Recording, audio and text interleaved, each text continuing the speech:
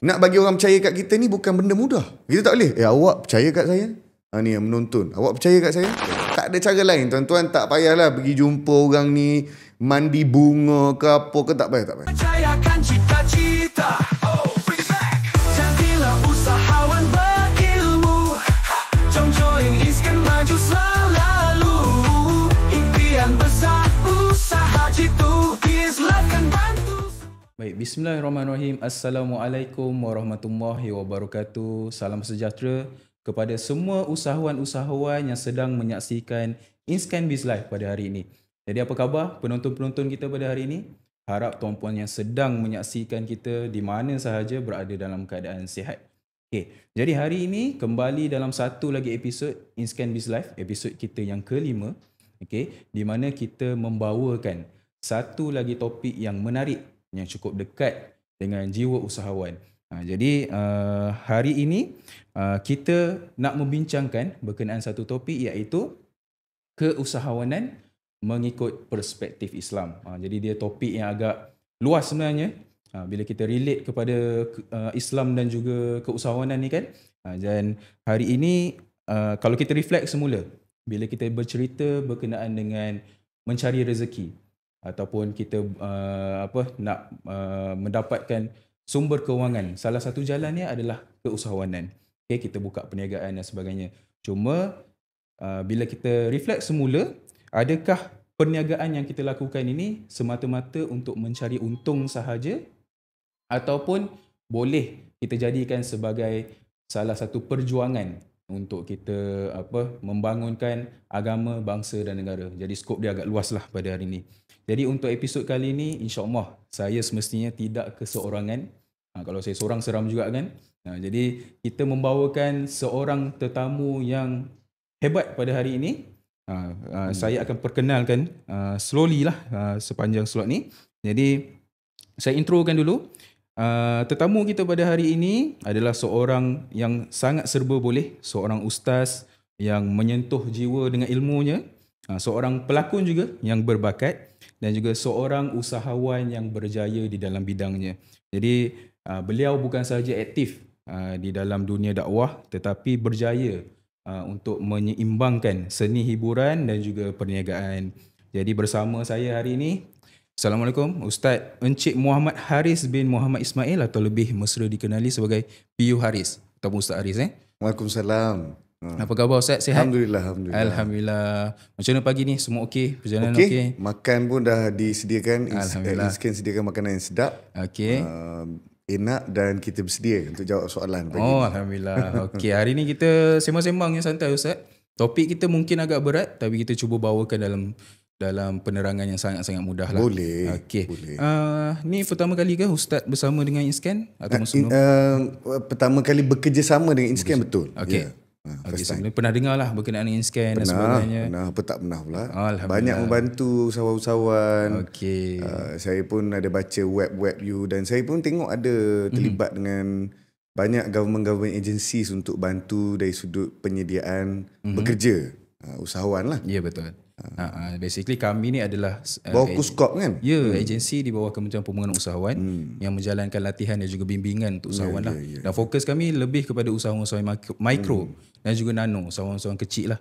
Jadi yang menonton kita hari ni Ustaz untuk episod ni, kebanyakannya memang mikro juga nano lah. Memang kita punya fan-fan yang sentiasa follow kita. Macam tu. Okey.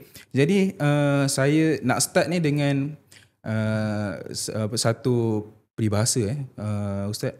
Tak kenal maka tak cinta, betul ke Ustaz? Orang katalah tak kenal maka tak cinta kan. Tapi saya ubah sikit, tak kenal maka tak kenal. Kita nak lebih mengenali Ustaz lah untuk segmen yang pertama ni kan. Bila kita jemput Ustaz, kita nak tengok on angle keusahawanan, tapi kita nak recap semula macam mana Ustaz bermula daripada sejarah pendidikannya, selepas tu macam mana Ustaz memulakan kerjaya, dan akhirnya macam mana sebenarnya Ustaz terjun ke dalam dunia keusahawanan ni. Baik, okey. Saya sebenarnya tengok apa macam ni macam takut sikit kenapa? Tak, okey. Okey. Tuan-tuan dan puan sekalian, nama saya Haris. Dikenali dengan orang panggil Ustaz pun ada, walaupun saya tak pernah suruh ataupun saya pernah join satu program yang dipanggil Pencetus Ummah pada satu ketika dahululah, 2016. Selepas pada tu saya start mengembangkan karier, bermula di situlah. Jadi seorang penceramah, pelakon. Lepas tu saya mengajar juga di sekolah-sekolah. Saya sendiri pun by default adalah seorang guru. Yang mana selepas tu saya berhenti kan, daripada cikgu sekolah menengah. Okay. Dan saya sebarkan dakwah dan family saya memang business. I see. F&B. Kita buat F&B lama. So kita ada lebih kurang dalam 30 kedai makan seluruh Malaysia. Kita ada buat manpower sikit untuk sourcing visa, professional visa dan sebagainya lah, berkait dengan pekerja asing sedikit. Okay, so bermulanya di mana saya memang by default tu memang ayah tu bekerja bisnes. Jadi daripada kecil saya faham dan saya lihat bagaimana bisnes ni bergerak. Dia tak ada timing macam orang kerja kerja office hour. Dia tidak ada timing khusus masa ni sekian-sekian, tak. Dan bahkan dia kena ada satu pengorbanan ataupun dalam bahasa Arab dia panggil masyakkah, itu ditarik.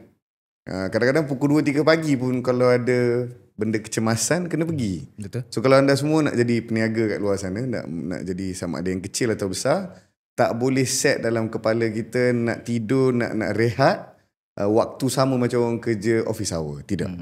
Kerana dia satu benda yang mencabar dan pulangan dia juga lebih. So, biasanya nak dapat lebih ni kena kerja lebih. Jadi itulah perjalanan sikit sebanyak hidup saya. Sudah pun berkahwin sekarang, ada anak 2 orang. Alhamdulillah bisnes saya sendiri yang saya buat dengan isteri, kita menjual dan memperkenalkan pakaian-pakaian Islamik ataupun modest dan syariah compliance. Yang mana bidang-bidang tudung 40, 50, 60, baju sesuai untuk umrah, ibadah dan juga stylist. So itulah lebih kurang sikit sebanyak macam mana. Saya ni tak suka cerita pasal diri saya sangat. Pasal yang lebih bagus adalah kejayaan yang kita kecapi. Dan kalau tanya tadi pendidikan, saya mula-mula belajar di Imtiaz. Imtiaz ni kalau pernah dengar lah, kalau tak pernah dengar, dia adalah sebuah sekolah kerajaan negeri yang mana nak masuk kena 5A UPSR dulu. Dan lepas PMR kena 9A. Kalau tak dikeluarkan masuk ke SBP lain. Dia macam MRSM lah kurang lebih. Dan sekarang pun MRSM tengah adopt dan adapt program yang dipanggil Ulul Albab. Dulu shout out untuk Tan Sri Datuk Sri Haji Idris Jusof kerana memperkenalkan sistem ini kepada semua. Dan hari ni tuan-tuan tengok apa ni, sedikit lah saya cerita apa Imtiaz. Sebab dia ada sebab penting kena tahu tentang pendidikan ni. Imtiaz ni dia nak buat macam satu orang tu boleh hafal Quran dan juga ada profesional dalam hidup dia. Dulu kita tengok dan kita fikir agak sukar nak capai ni. Sampai orang tanya saya lah, kau belajar sekolah agama ni, kau nak jadi apa? Masa awal-awal tahun 2000 tu masih ada stigma begitu. Tapi Alhamdulillah, kawan-kawan saya hari ni semua doktor, lepas tu campur dengan hafiz Quran. Saya je lah yang tak habis. I see. Tak habis hafal lah, habis Quran, baca tu banyak kali dah. So, saya berakhir itu di juzuk 26. Tak sempat habis lah. Walau bagaimanapun, sistem tu bagus dan dia telah pun memberi implikasi yang besar kepada mereka yang ada dalam sistem tu. So, sekarang ni dia masih meluas, masih lagi dibawa dengan baik. Mungkin sekarang marah kot duk buat kan. Betul. Datuk Ashraf Wajdi tengah meneruskan apa yang dibawa dahulu lah, satu ketika dahulu. So, itu sedikit banyak background sekolah menengah. Sekolah rendah di Al-Amin Kuala Lumpur. Lepas tu saya belajar di Imtiaz. Lepas tu pergi ke Mesir setahun. 2012-2013 saya balik. Sambung di UIA. Habis di UIA untuk first degree. Dalam bidang pendidikan bahasa Inggeris dan juga pendidikan Islam. Okay. So sekarang saya tengah lanjutkan pelajaran dalam bidang pendidikan Islam, fiqh di sebuah universiti tempatan lah. So selesai. Master pun dah nak habis. So kita akan terus ke PhD untuk next insyaAllah. Kalau Allah mudahkan lah. Pasal orang kata buat PhD ni tak habis-habis 20 tahun pun tak habis. Kita pun tak tahu macam mana. So nanti kita tengok. So itulah sikit sebanyak pendidikan bisnes saya. Alright. Jadi itulah banyak topi yang Ustaz pakai lah. Sebagai pendidik juga, sebagai usahawan juga, sebagai student juga kan dalam masa yang sama. Okey. Cuma saya nak tanya satu soalan yang mungkin agak menarik untuk Ustaz jawab lah. Saya tanya soalan ni kepada semua usahawan yang saya jumpa lah mostly. dalam banyak-banyak jalan yang kita pilih kan, kita dah belajar, kita dah ada pendidikan, boleh memilih kerjaya. Kenapa jalan keusahawanan ni yang Ustaz rasa okay, saya nak teruskan? Di sebalik family punya bisnes dulu dan sebagainya, kenapa Ustaz masih memilih untuk keusahawanan ni? Pertama sekali sebab saya rasa memang ada kelebihan pulangan keuangan di situ. Mana-mana orang pun dia akan very money driven. Money driven ni bermaksud dia akan, orang bayar gaji lebih dia akan pergilah. Begitulah kalau kita tengok industri-industri sekarang kan. Kita ada banyak staff juga. Saya pun ada 30 orang staff kurang lebih. So ada beberapa orang staff tu dia berhenti lah. Bila berhenti tanya sebab apa? Sebab kat sana bayar lebih RM200. So money driven ataupun orientation duit ni sangat kuat dalam dunia pekerjaan seseorang. So dalam alasan, antara alasannya juga adalah bisnes ni pulangan dia besar, tetapi untuk memperolehinya itu agak kerah kena kerja lah. Dan Nabi SAW bagi tahu pun perniagaan ini adalah satu punca rezeki terbesar. Sebab tu kita tengok semua Nabi-Nabi. Nabi Muhammad berniaga, Nabi Musa berniaga, Nabi Nuh juga peniaga. Dia mengembala, ramai antara mereka adalah pengembala binatang. Tapi dalam masa yang sama dia meniaga juga. Tak kisahlah meniaga, ada yang meniaga kurma, ada yang meniaga besi, ada yang meniaga pelbagai konsep perniagaan. Walaupun bisnes kecil, tetapi bagusnya bisnes ni sebab pertama in terms of timing. Macam kalau, yalah awal-awal tu penat lah, of course lah, mana ada orang start terus stable. Tapi once dia dah stable sedikit, kita boleh bagi masa pada keluarga. Kita juga boleh bagi masa kepada benda-benda yang merapatkan hubungan kekeluargaan. Sebab tu kadang-kadang bos kita boleh pergi bercuti, kita tak boleh. Betul. Pasal bos yang start the business, bos yang susun the business, kita mengelola dan menjalankan. Tapi walau bagaimanapun, kalau tanya apakah reason sebalik bisnes, kenapa pilih bisnes? Pertama, saya rasa itu je lah benda yang saya minat dan sungguh-sungguh nak buat. Minat pun main peranan juga. Dan saya tengok orang yang bisnes ni, selain daripada kewangan itu menjadi pilihan dia, ada juga satu bahagian yang besar iaitu pengalaman dan hubungan. Okey. Kita tengok orang bisnes.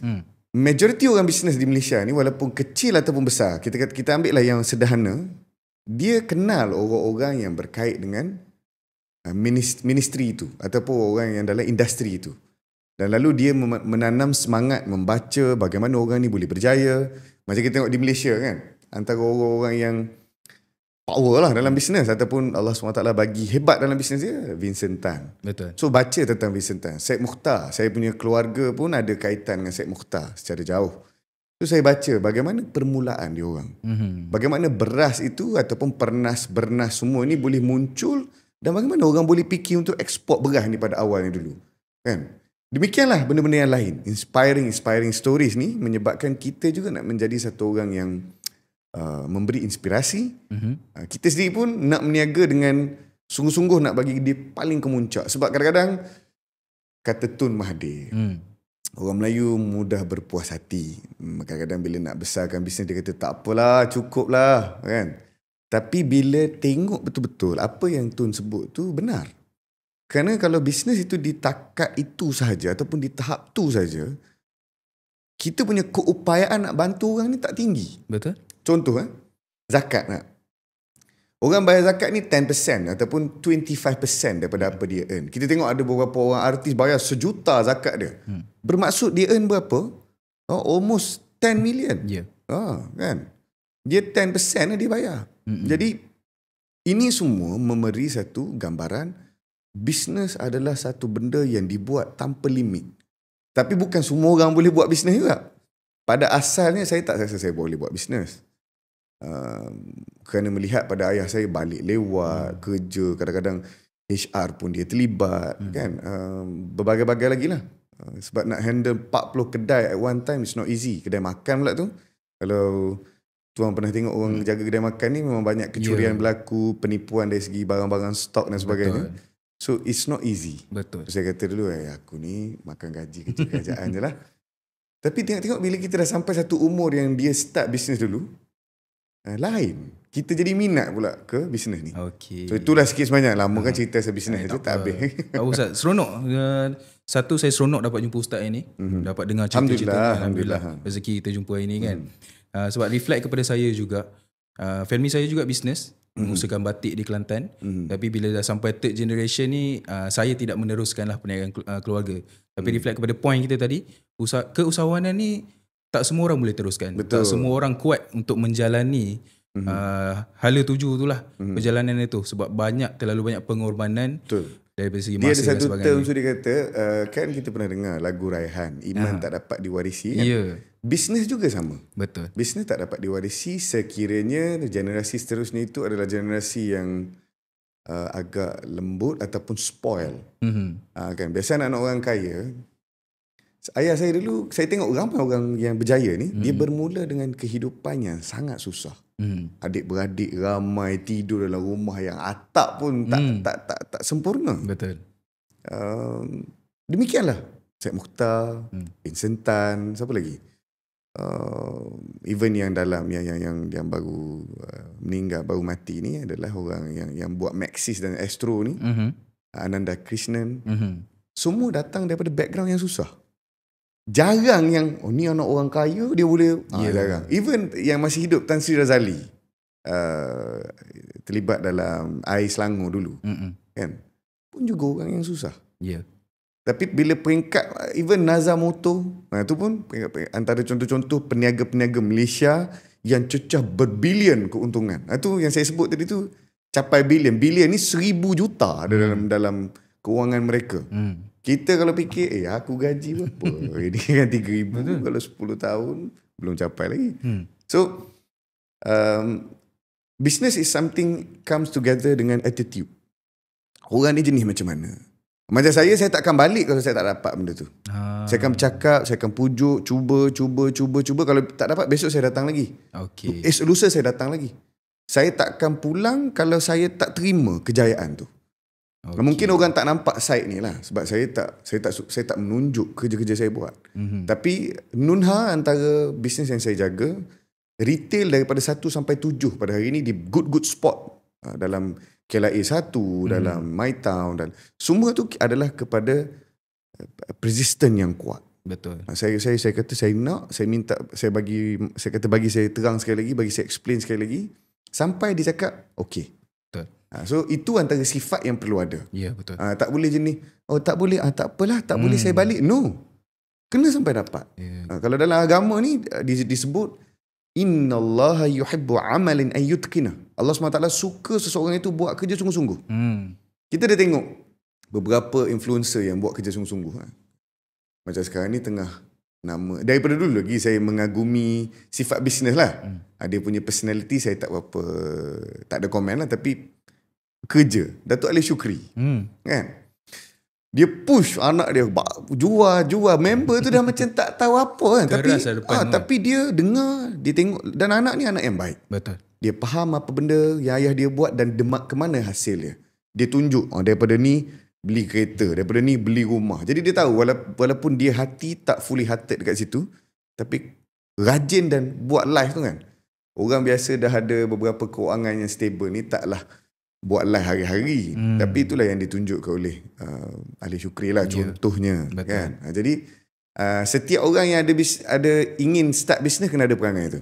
Dia tak boleh jenis lembik, bangun pun lewat, tidur pun tak ada apa-apa yang disimpan dalam hati dia. Saya setiap kali nak tidur malam, saya berkata bangun esok ni hit lagi ni, insyaAllah. Malam ni tekan ads contoh kan. Esok hit kot apa yang nak di hit tu lah. Alright? Okay, next. Okay, Ustaz. Saya nak recap semula poin-poin Ustaz tadi kan. Bisnes ni memerlukan right attitude lah untuk kita gerakkan tim, gerakkan diri sendiri pun. Betul. Setiap pagi tak ada orang nak push kita, tak ada bos. Kita lah bos kepada diri kita dan perniagaan kita. Orang-orang bawah ni ramai lagi yang mengharapkan kita untuk menjadi pemimpin dia kan. Dan kita berbalik kepada topik utama kita, iaitu keusahawanan mengikut perspektif Islam tu sendiri. Bila Islam tu diturunkan Ustaz, dia merangkumi pelbagai sudut kehidupan. Kan, bila Rasulullah menjadi seorang Rasul dan Nabi, akhlak Rasulullah tu mencakupi semua aspek kehidupan, tak terkecualilah keusahawanan. Jadi dalam bahasa mudahnya, kalau kita ni meniaga, adalah sedikit sebanyak nilai dan contoh akhlak-akhlak Nabi tu yang kita kena contohi dan kita kena ikuti lah kan. Jadi menurut Ustaz lah, perspektif Islam dan keusahawanan tu boleh dikombinkan macam mana? Apa yang boleh di-linkkan?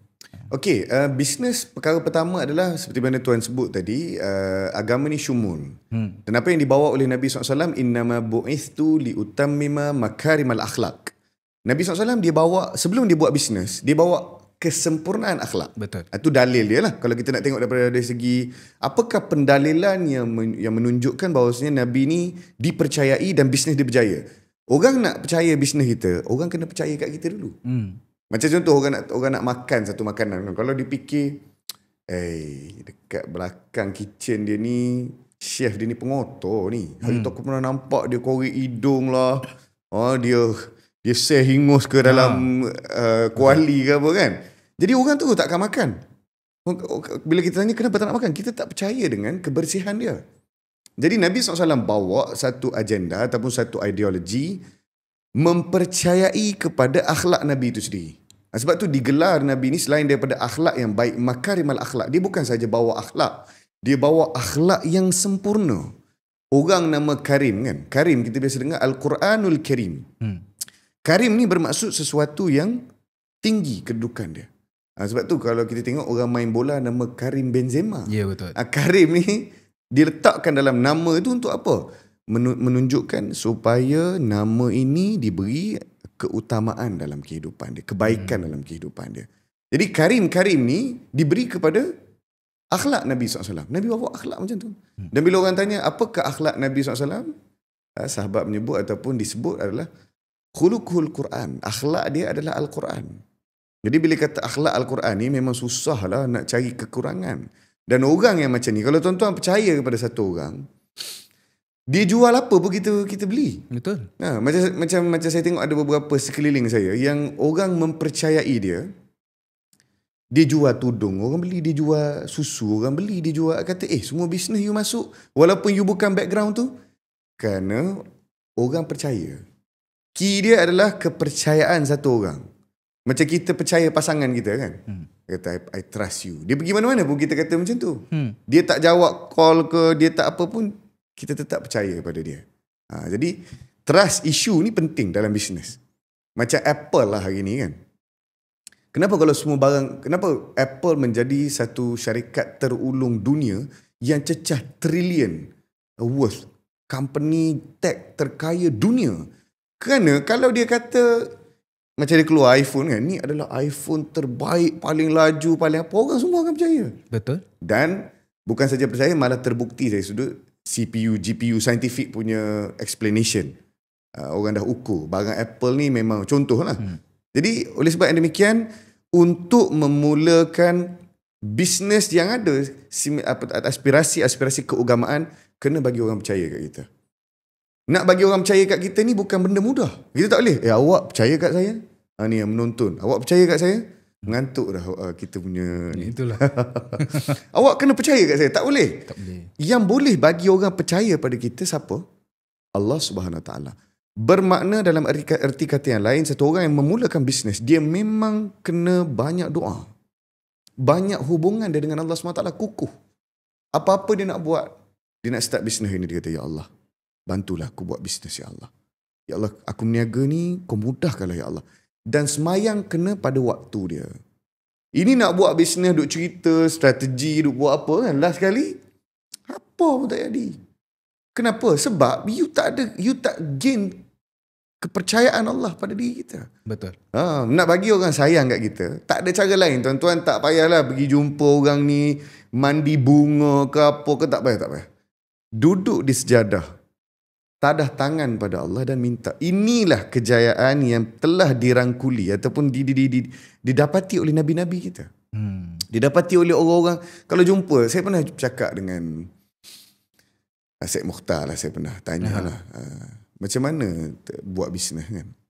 Dia kata pertama sekali, jangan sesekali zalim pada orang. Itu benda pertama dia cakap. Bukan dia kata kena ada good team planning bisnes tak. Pertama sekali, benda yang memang berkait dengan alam gaib, jangan zalim pada orang. Bisnes ni kita niat dalam sebahagiannya untuk bantu orang. Dan kalau kita tengok pada nas dan dalil, apabila satu orang peniaga ni banyak mudah masuk syurga dan mudah masuk neraka juga. Betul. Mudah masuk syurga sebab apa? Sebab kalau orang tu tak mampu, contoh kita meniaga makanan kan, dia nak beli nasi ayam lah katakan. Saya ada perniagaan nasi ayam juga. Katakanlah RM9 sepinggan. Dia buat keluar duit, dia ada RM7 je. Kata, ambil lah, tak apa-apa, abang halal. Itu adalah signifikasi perniagaan yang membawa seorang tu ke syurga. Sebab tu dalam agama ni, wa yut'imut ta'am, kata Nabi SAW, memberi makan itu satu darjat yang besar. Bagi makan kat orang. So kita kalau tips kedua, macam mana nak berniaga dengan berjaya? Pertama tadi, kena bagi orang percaya kat kita dengan kita menjaga hubungan pada Allah SWT. Kedua, banyak belanja orang makan. Yang mana jarang-jarang diceritakan. Sebab antara perkara yang awal Nabi SAW buat dalam kepimpinan. Contoh, tuan dah kahwin kan? Dah, Alhamdulillah. Alhamdulillah. Kalau kata kita nak pimpin keluarga kita, dia mesti ada undang-undang yang kita tetapkan, ya, ataupun ruling dalam rumah kita lah kita buat. Nabi SAW apabila nak memulakan kepimpinan Islam pada Fathul Mekah, antara yang ditekankan bukan kepada pelaksanaan undang-undang tu terus. Betul. Buat juga undang-undang tu, tapi bukan itu terus. Pertama apa? Afshus salam wa at'imut ta'am. Bagi salam, Assalamualaikum, bagi salam senyum, bagi makan, belanja makan. Jadi ni aspirasi agama. So boleh teruskan lagi kalau nak teruskan lagi, tapi saya rasa ada banyak lagi soalan lain. So 2 poin yang penting saya ketengahkan pada hari ini. Jadi orang yang dipercayai, seperti mana Nabi SAW bawa akhlak yang baik. Betul. Dan banyak belanja orang makan. Kerana makanan selain daripada dia memberi kepuasan pada orang yang makan, tetapi ianya juga adalah satu bentuk pembelaan Allah SWT ataupun pengawasan Allah SWT pada diri kita supaya tidak terkena balak. Betul. Tidak terkena musibah. Betul. Itu sajalah untuk soalan kedua ni. Baru-baru ni saya berkesempatan untuk menunaikan umrah kali kedua bersama keluarga dan sebagainya. Bila kita tengok, Alhamdulillah, di sana, di kota Mekah dan Madinah, apa yang Nabi dah set up di sana kan. Pada awalnya ayat-ayat yang diturunkan untuk mulanya dakwah adalah ayat-ayat yang bersifat lembut di Mekah kan. Jadi untuk menarik minat orang-orang untuk memeluk Islam pada ketika itu. Jadi reflect kepada kata-kata ustaz tadi, betul. Akhlak tu yang mencerminkan diri kita, dan itulah nilai yang sepatutnya benda pertama dibawa di dalam perniagaan kita lah. Kalau macam kalau tuan kenal siapa yang orang-orang hebat dalam perniagaan ni, ada pernah jumpa tak? Kalau on the ground, maksudnya usahawan-usahawan kami, insyaAllah adalah beberapa orang kan. Yang power-power ni kan, pernah tengok perangai dia orang macam ni biasa? Dia sangat-sangat humble. Dia relax ke? Dia relax. Tak ada nak proof apa-apa. Betul. Tenang. Begitulah yang saya tengok. Ni billionaire ni, duit banyak ni. Betul. Tapi relax, baju pun biasa. Hidup pun. Macam ayah saya pun salah satu orang yang pada usia 30-an sudah pun jadi jutawan di negara kita lah. So masa 2008 kalau ada orang jadi jutawan, sekarang ni puluh juta lah. Betul. Dulu sebab dulu pun beli nasi lemak pun 10 sen. Kan? Zaman dulu. Jadi apa yang saya tengok, reflecting to the own family members, very relaxed. Pergi mana-mana event pakai kopiah, pakai jubah, saya kata ni relax sangat kan. Tapi demikianlah orang-orang yang dah mengecapi kejayaan. Dia tidak ada apa ni, over ni tak ada. Biasanya over ni yang tak ada duit lah. Yang pakai pakaian bagus, kasut cantik. Ni biasa geng tak ada duit. Biasaannya, tapi ada juga yang ada kan. So itulah sikit sebanyak macam saya just nak tanya lah betul. Kan. Sebab ke saya seorang je rasa macam tu kan. Orang-orang hebat ni saya tengok macam kebanyakan down to earth je, tak ada apa-apa. Betul. Kebanyakan kita jumpa sangat bersifat humble kan. Bila kita datang tu welcoming kan. Sangat santai sebenarnya. Pak mertua saya cerita sikit. Pak mertua saya pun orang hebat juga. Kalau setakat Ferrari ni 5-6 biji dah ada kat rumah lah. Jadi masa mula-mula saya nak kenal, masa saya nak berumah tangga dulu tu, dia tunggu saya nak datang ke rumah, dia tunggu dekat luar pagar. I see. Bila saya nak masuk parking kereta, dia yang masuk. Tapi bukan orang biasa. Betul. Kita pula jadi segan jadi layanan dia. So saya kata banyak orang yang yang berjaya in terms of duit ni, dia adalah orang yang tidak perlu proof apa-apa. Betul. Dan orang yang ada akhlak yang baik. Betul. Kalau dalam agama sikit, Nabi SAW ditanya, Su'ila Rasulullah SAW an aksyari ma yadkhulun nas al-jannah. Kenapa ramai orang masuk syurga? Pertama, of course lah, taqwa Allah, orang yang takut pada Allah. Takwa, banyak ibadah dia. Yang kedua, dia adalah orang apa? Orang yang ada akhlak yang baik. Husnul khuluq, kata Nabi. Dua perkara yang menyebabkan ramai orang masuk syurga. Ini hadis yang sahih. Jadi kita, sebelum kita nak dapat rasa menjadi orang yang kaya dan berjaya, kita kena ada akhlak yang kemah dulu.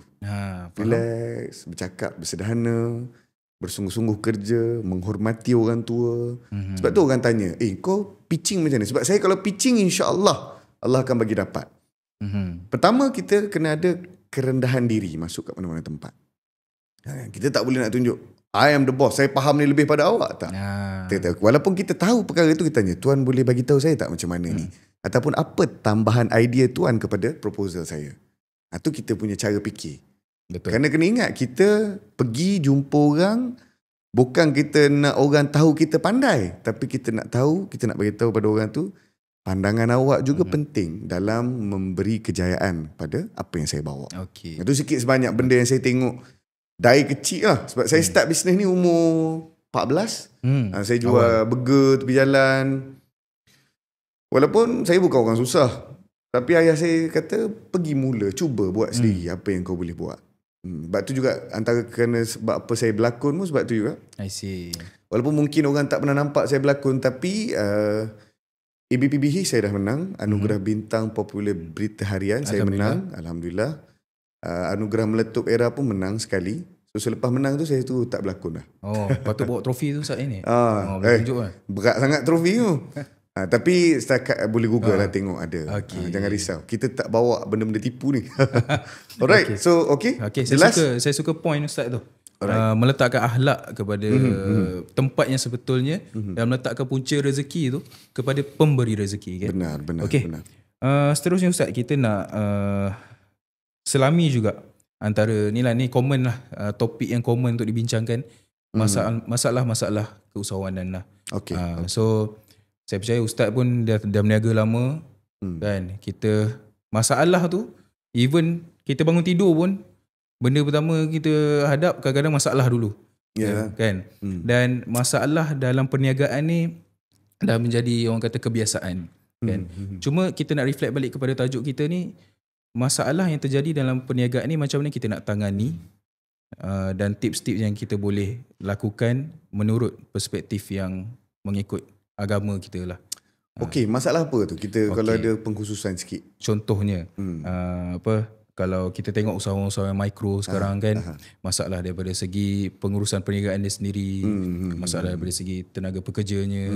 So dia sebagai CEO, Chief Everything Officer, kan, semua benda buat sendiri, dan masalah-masalah yang dia address tu adalah masalah yang tertumpu kepada perniagaan dia. Dan sampai satu masa, masalah tu meruncing sehingga kan efek kepada keluarganya, efek kepada kesihatannya, efek kepada komitmen kepada orang sekelilingnya dan sebagainya. Okey. Ni secara mudah, kita kena ada ilmu nak start bisnes. So anda-anda semua yang nak mulakan bisnes boleh engage dengan InScan. Boleh juga daftar dalam pelbagai sektor yang ada. Okey. Dan saya tengok ada beberapa, kan. Kita ada apa yang paling popular sekali? Asas-asas kepada keusahawanan tu penting. Jadi InScan menyediakan ruangan tu, dan kalau ada yang bayar pun murah. Ya, betul. 300, 200. I mean, janganlah tengok 300 murah gitu. Tidak, lihat kepada apa yang akan diajar dan diberitahu. Sebab orang banyak, macam saya banyak redah dulu baru belajar. Betul. Tak kira cost produk, tak kira profit margin, tak buat P&L, lepas tu tak lihat kekuatan team, tak tengok apa industri memerlukan, apa yang kita ada lebih pada orang. Kita tak belajar PMI produk kita. So pertama sekali kena tahu how do you come in the service. Betul. Macam kita, kan, macam saya bagi contoh Nunha lah. Nunha ni macam mana kita placing. Ada orang yang menonton pada hari ni, dia pakai tudung yang sedikit pendek ataupun modest. Dia nak nampak classy, dia tak nak nampak ketinggalan. Ada yang pakai turban. Tu bukan klien kami. Klien kita adalah mungkin usianya agak sedikit tinggi, 30-an ke atas. Tetapi dia dah sudah, biasanya orang 30-an ni dia dah start kembali kepada jalan yang benar dan juga banyak melibatkan diri dengan aktiviti-aktiviti keagamaan berbanding 20-an dululah. I see. So bila dia pergi ke majlis-majlis macam ni, dia nak pakai tu pakaian yang mentaati perintah Allah penuh ataupun nak bagi nampak macam ustazah juga. So ini platform kita. Nunha menyediakan pakaian-pakaian yang untuk orang pergi majlis agama, pergi umrah haji, majlis-majlis lawat, apa lagi? Benda-benda yang berkait dengan perkara-perkara macam ni lah. Dia kira one stop center yang dia boleh mencari ke semua kelengkapan Betul. tu. Jadi kalau kita dah faham di mana kita placing produk kita, jadi kita akan lebih tertumpu kepada target market pembeli yang akan melabur ataupun membeli di company kita. Jadi kalau kita tahu, okay, target market aku 30-an, orang yang banyak join program agama, Malaysia ni banyak sangat program agama, tak terkira bulanan dan tahunan dekat industri kerajaan ataupun maupun JLC, maupun private, memang macam ni pun antara InScan buat pun, boleh dikatakan sebahagiannya inspirasi ataupun aspirasi keagamaan. Jadi bila kita dah tahu target market ni, jangan kita pergi jual kat orang 20-an pula. Kita pergi jual kat orang sekolah rendah ataupun sekolah berada di universiti, tak sesuai lah. So bila you faham how do you come inside the industry, you akan nampak kat mana nak jual barang ni. Tu satu. Know your place. Kenal pasti, identify kat mana kekuatan kita. Dan tengok pula, biasanya cabaran apa cabaran kalau saya? Orang tiru. Okay. Kita keluar design hari ni, 2 minggu orang tiru dah. Betul. Orang yang meniru pula tak segan silu mengatakan, oh ini pikiran kami, idea kami. Ni biasa. Jadi kita tak boleh nak salah ke orang tu. Ada setengah-setengah company gegasi di Malaysia, saya tak boleh sebut, dia saman. Dan saman ni last kali tak pergi mana juga. Betul. Sebab dia akan evolve pattern, dia akan evolve. Benda tu akan rentetan dan kita bukan nak cari gaduh, kita nak cari duit. Jadi apa kita buat? Kita cari satu team fashion yang boleh mengeluarkan design tu secepat 2 minggu. 2 minggu sekali keluar, 2 minggu sekali keluar. Kita kejar. Orang yang nak kata nak tiru tadi tu kan, dia pun tak dan tiru. Sebab business is all about strategy. Dan apa you lempar kepada team. As a business owner, you tak boleh buat kerja seorang tau. Macam kita kata kadang-kadang membazir nak pakai orang ni, membazir. Sebenarnya tak. Macam dulu saya meniaga burger tepi jalan tu sekejap. Lepas tu saya penat. Adalah time kita penat sebab pergi ambil barang sendiri, pergi beli sos sendiri, semua ini saya cerita yang paling kecil saya pernah buat sampai yang paling besar sekarang ni. Betul. Kalau tadi yang besar saya dah cerita kita ada department team, kita hire pekerja-pekerja mahal. Mula-mula Lofa lah bagi tahu. Dia kata, you nak tak kita hire staff-staff yang gaji tinggi sikit? Saya kata gaji tinggi berapa? Dalam 5,000 ke atas. Saya kata tinggi sangat untuk company kita yang pertengahan ni. Tapi bila kita hire dan kita tengok apa dia boleh buat, tu kita jadi macam, oh, dia buat tu menyebabkan sales kita naik another 20 to 30%. So why not? Betul. So sales company, tengoklah berapa kan. Jadi bila ada satu, itulah sebab kadang-kadang kita tak nampak kenapa JLC, company-company besar korporat ni, dia hire orang-orang yang gaji mahal. 20,000, 10,000 kan. Kita kata, boleh buat duit kan? Tapi sebenarnya ada impact yang besar. Betul. Bagaimana company tu dibawa dan dicorakkan. Especially dalam bidang fashion lah. Cepat fashion ni. Macam hari ni kan, tuan-tuan tengok orang pakai baju. Macam ni besok nak pakai cara. Orang perempuan lah. Sebab tu orang perempuan, tudung dalam almari dia ni, kalau dah ada warna hitam tu dah ada 10 helai. Bila kita tanya, nak beli lagi ke tudung hitam? Nak. Kerana design tu tak ada lagi. Jadi itulah antara target market kita juga. Kerana orang perempuan sentiasa merasakan pakaian itu satu pembaharuan pada diri dia. Dia pakai, saya pernah tanya ada orang beli baju banyak, saya just survey lah. Akak beli baju kita semua warna, kenapa? Dia kata, sebab saya setiap kali pakai baju berbeza, saya rasa macam saya ni adalah orang berbeza. Macam tu pula. Saya kata, bagus. So, kita akan banyak lagi jual pada akak-akak tu lah. Okay. So, itu pertama. Tapi kalau yang daripada yang kecil-kecilan ni mungkin sukar dari sudut kewangan. Tapi how about kita jadikan orang tu sebagai business partner. Business partner ni bermaksud apa? Business partner ni bermaksud orang tu dia berada dengan kita, bersama dengan kita. Contoh kita tak boleh nak bayar gaji dia. Tapi kita bagi tahu dia, contoh, Man, aku buat sesi pagi, kau buat sesi petang. Barang aku tanggung. Tapi kita bayar gaji kau by profit sharing. Kalau tak mampu nak bayar gaji kan. Bermaksud kalau satu burger terjual, berapakah dia punya bahagian dalam tu? Betul. 5% ke, 6% ke, 10% ke, ikutlah. Kena kira juga dengan kos keuntungan dan sebagainya. It's better to share daripada push. Sebab kalau push, duit banyak pun kalau sakit tak ada guna. Betul. Sebab tu dalam sikit saya tambah sikit betul. dalam agama ni, Nabi SAW bila Al-Abbas tanya pada Nabi, dia kata, boleh tak ajar aku satu doa yang baik untuk aku pohon kepada Allah? Nabi SAW kata, salillahu al-afiyah, minta kesejahteraan. Dia pun tak puas hati lah. Dia kata, senang sangat doa tu. Kan? Famakastu ayyam, selang beberapa hari, dia datang dengan Nabi, dia jumpa dan ditanya soalan tu lagi. Salillahu al-afiyah, alimni syai'an sa'alahu Allah azza wa jalla. Ajar aku satu doa yang mana aku boleh minta pada Allah.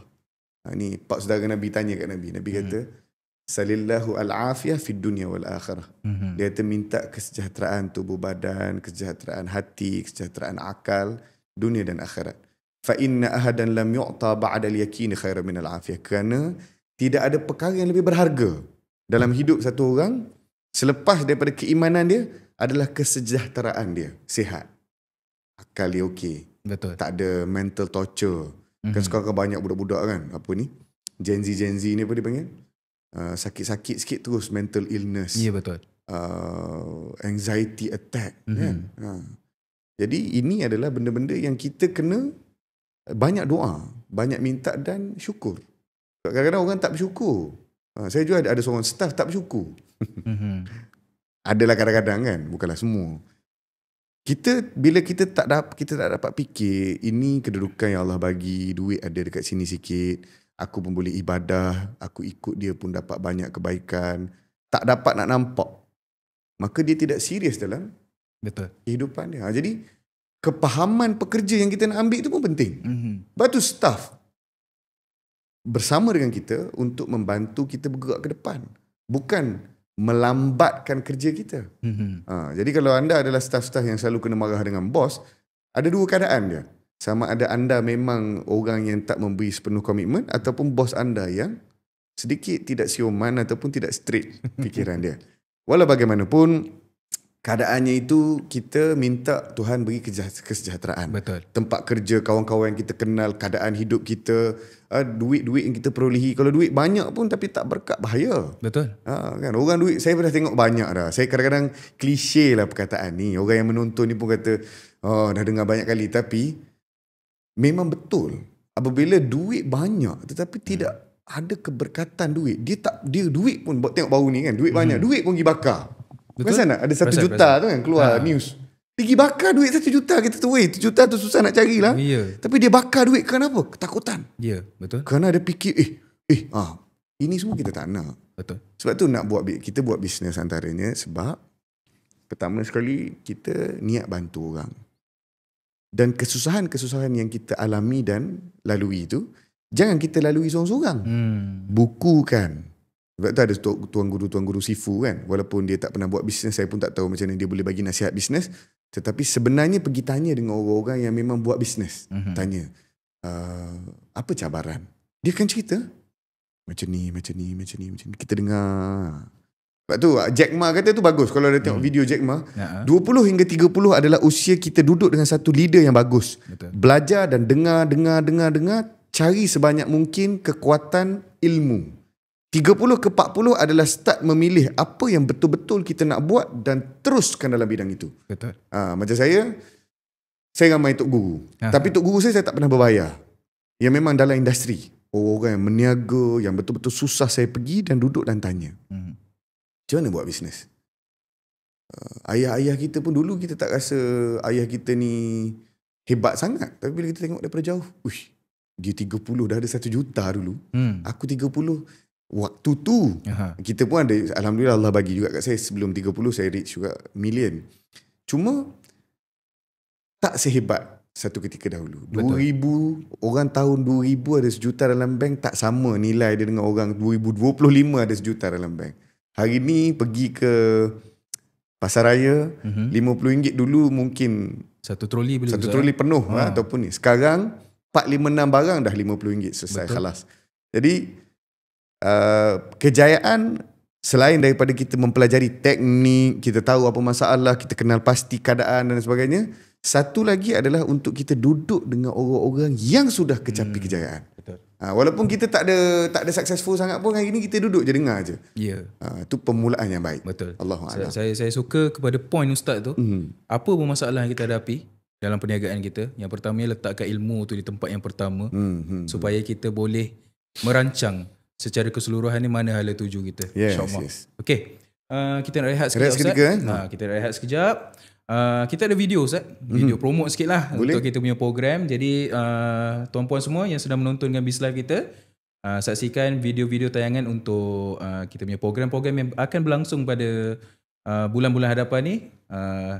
Roll it, kita punya video, silakan. Percayakan cita-cita, bring it back. Jadilah usahawan berilmu. Dan Inscan ada satu tajuk khas berkenaan dengan portal delivery punya strategi. Di situ saya buat perubahan yang besar juga. Jadi semua portal delivery saya masuk, saya subscribe, dan di situ juga kalau ada marketing memang saya manfaatkanlah marketing di dalam portal. Jadi macam buku menu juga, shooting juga diajak dalam Inscan juga, bagaimana kita nak shoot menu-menu. Bagaimana kita nak shoot angle yang macam mana, lighting yang bagaimana. Jadi juga kat situ pun perubahan yang besar saya boleh katakan segi sistemnya, dari segi actionnya, dari segi pandangan umum terhadap restoran.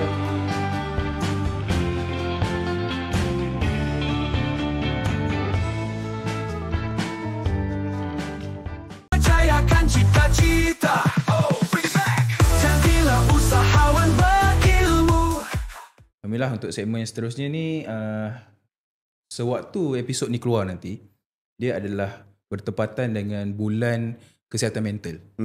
Di mana macam kita tahulah sekarang ni isu kesihatan mental ni sedang meruncing, sedang spike di luar dan sebagainya. Tak kisah umur dah Ustaz sekarang ni. Yalah. Kesihatan mental ni daripada yang kanak-kanak pergi ke remaja sampailah ke dewasa. Tak lari juga dalam skop usahawan ni lah. Bila usahawan ni Ustaz, kita tengok Ustaz pun sebagai usahawan, saya pun daripada background family keusahawanan. Kadang-kadang kita memerlukan tuntutan untuk memakai banyak topi. Kita ni bos. Kita ni juga seorang ayah, seorang apa orang kata anak kepada parents kita. So banyak role yang kita kena mainkan dalam satu masa yang menuntut kita punya komitmen dan tanggungjawab. Sehingga kan kadang-kadang masa untuk diri kita ni seakan-akan tak ada. Dan bila kita push macam Ustaz kata tadi lah, usahawan memang nak tak nak memang ada perniagaan yang memang betul-betul melekat dengan badan dia. Nak kena turun, nak kena tengok dan sebagainya kan. So sampai satu tahap burn out. Bila burn out, mental terjejas kan. So hubungan dengan keluarga mungkin terbawa-bawa lah. Bila marah staff kat office ni, balik rumah pun dengan isteri dah lain lah mood dia dengan anak-anak dan sebagainya. Jadi bila kita reflect kepada kesihatan mental ni Ustaz, satu nak Ustaz kongsikan lah pengalaman Ustaz sebagai leader syarikat-syarikat ni kan, perniagaan ni, macam mana tips Ustaz yang Ustaz buat, dan juga apa method yang terbaik untuk kita handle kesihatan mental kita ni sebagai seorang Muslim lah. Kesihatan mental saya rasa yang paling penting segmentize antara bagaimana kita melayan keluarga dan juga staff. Professionalism memainkan peranan dekat sini. Kalau kita tengok hadis Nabi SAW, Nabi kata ala kullukum ra'in wa kullukum mas'ulun an ra'ayati. Kamu adalah pemimpin. By default semua orang adalah pemimpin. Betul. Tuan saya, anak-anak kita pun dia pemimpin juga untuk diri dia sendiri. Dan di rumah, isteri memimpin keadaan dalam rumah. Suami memimpin keluarga. Jadi Nabi dah delegate satu. Jadi bila kita tengok hadis ni, kita dah boleh faham setiap keadaan ada kepimpinan dia. Saya kadang-kadang tak berapa setuju lah. Bukanlah tak setuju, mungkin betul juga. Orang kata, oh awak terlalu busy sampai tak ada masa untuk diri awak. Saya kata tak ada lah. Masa kita dengan keluarga, masa kita dengan staff, itulah masa kita juga. Dia membentuk siapa kita. Kalau kita kata tak ada masa untuk diri kita, dah tu masa awak dengan staff tu awak buat apa? Siapa kita waktu tu? Jadi itulah masa kita membina diri kita, tajuk hidup kita, pemilihan kerja. Orang pilih kerja di cikgu, takkan dia nak pergi duduk kat main kuda hari-hari ke, ataupun pergi main golf hari-hari ke, tak kena lah. Betul. Dia pilih kerjaya sebagai guru.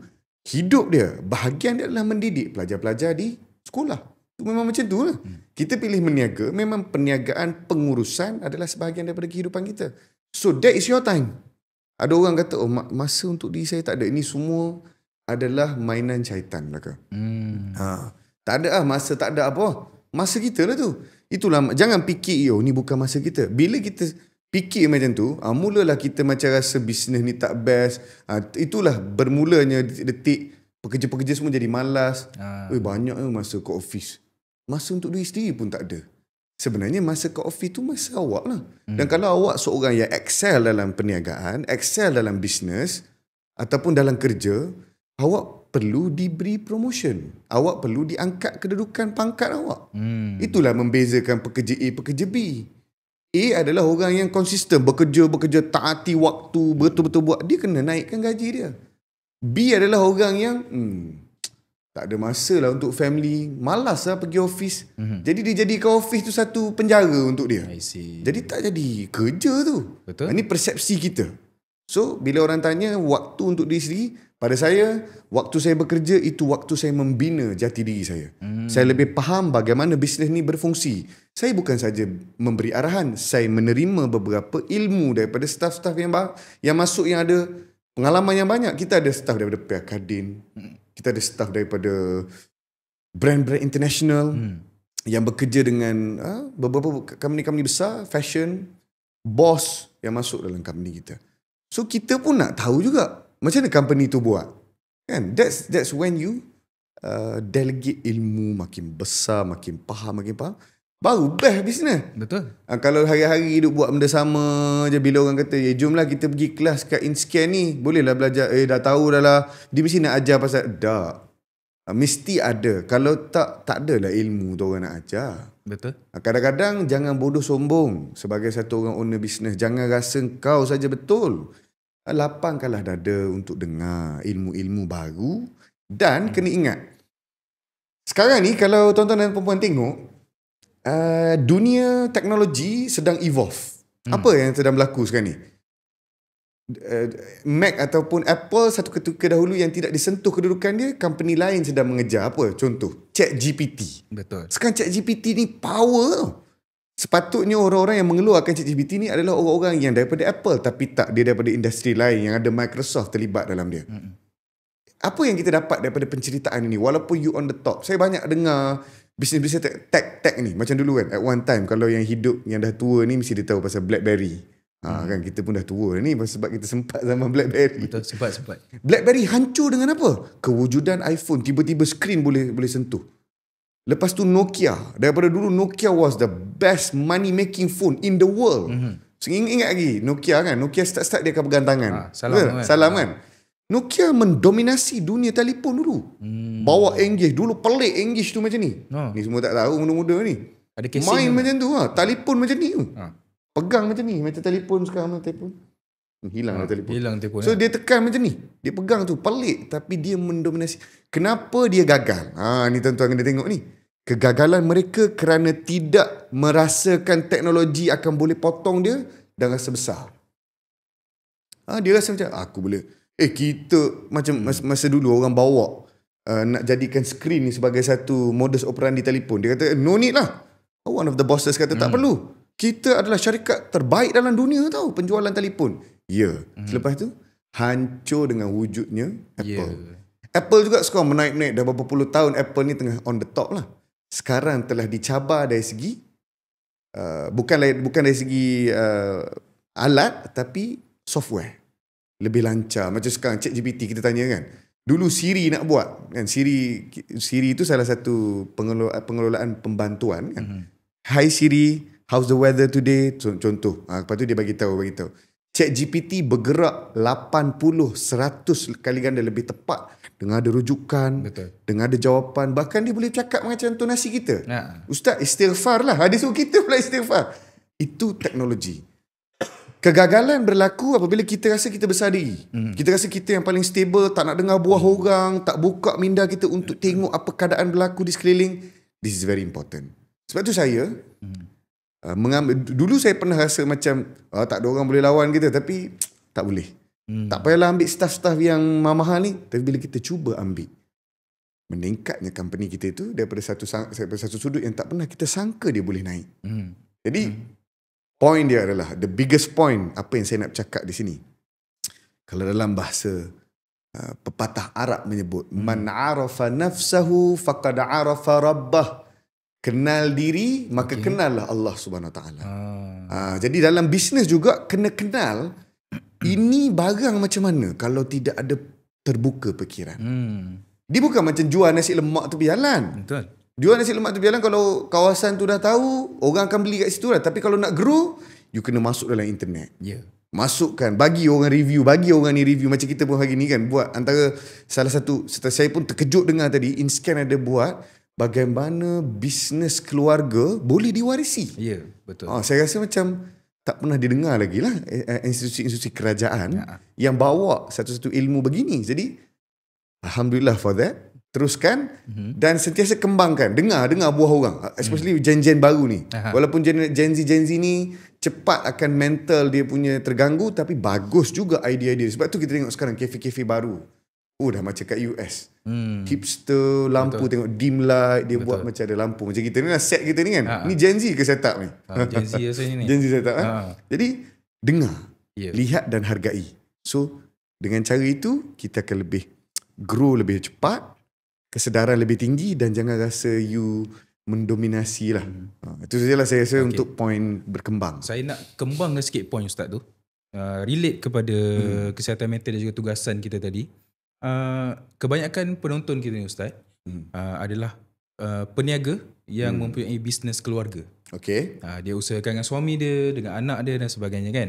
Dan saya nak minta, orang kata pengalaman Ustaz lah, berdasarkan pengalaman Ustaz. Macam mana Ustaz menguruskan bisnes dengan Hajah kan, berdua, dan mengelakkan konflik-konflik yang terlibat tu, untuk mengelakkanlah terjadinya macam kesihatan mental ke, masalah keluarga dan sebagainya. Sebab ramai yang nak tahu ni sebenarnya juga. Macam saya cakap tadi, tipulah kalau tak ada perbincangan yang pesat. Saya tak panggil konflik lah. Saya tak panggil konflik sebab saya tak rasa tu satu, walaupun agak bertegang semasa perbincangan, tapi jangan kita pandang benda tu konflik. Bukan konflik ya, konflik. Bukan satu kesusahan. Jadi kita pandang benda tu sebagai satu penambahbaikan. Kita bila marah anak kita, bukan kita benci. Kalau anak tu pandang bapak aku benci aku, tu dia nak lari daripada rumah. Betul. Tapi kalau anak tu faham ini bapak yang marah kerana dia mengambil berat tentang aku.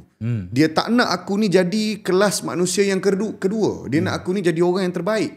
Maka dia akan terima benda tu. It's all about how you receive a message. Macam sekarang kita tengah bercakap soal bisnes, soal apa. Kesian abang tak ni. Nanti kena ambil air sikit ni. Tak apa, boleh. Jadi kita kena tengok apa yang berlaku. Macam sebenarnya it's an advantage kalau you buat bisnes dengan keluarga. Sebab apa advantage? Pagi, petang, siang, malam, nak tidur semua boleh bincang tentang bisnes. Betul. Saya pernah ada sekali tu bincang dengan Hajah lama. Orang kata sampai 2 hari bincang topik yang sama. Untuk menentukan decision, untuk buat decision. Dan bila perbincangan berlaku dalam situasi-situasi yang berbeza, sebenarnya dia memberi jawapan-jawapan yang lebih jitu.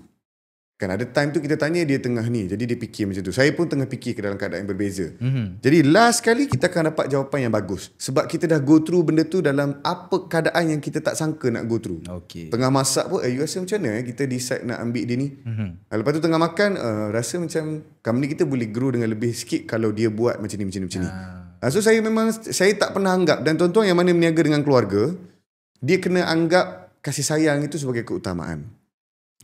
Sebab selain daripada dia, kalau dengan isteri kita boleh ambil ayat Quran yang menyebut tentang wa min ayatihi an khalaqalakum min anfusikum azwaja litaskunu ilaiha. Isteri dan suami ni adalah satu benda yang, ataupun satu entiti yang kita bersama. Kalau kita sedih, kita duduk dengan dia. Litaskunu. Taskunu ni bermaksud duduk. Kan? Kalau kita ambil aspirasi agama, kita susah nak bergaduh sebab kita tahu ni tempat, macam orang putih kan dia kata this is my house. She's my house.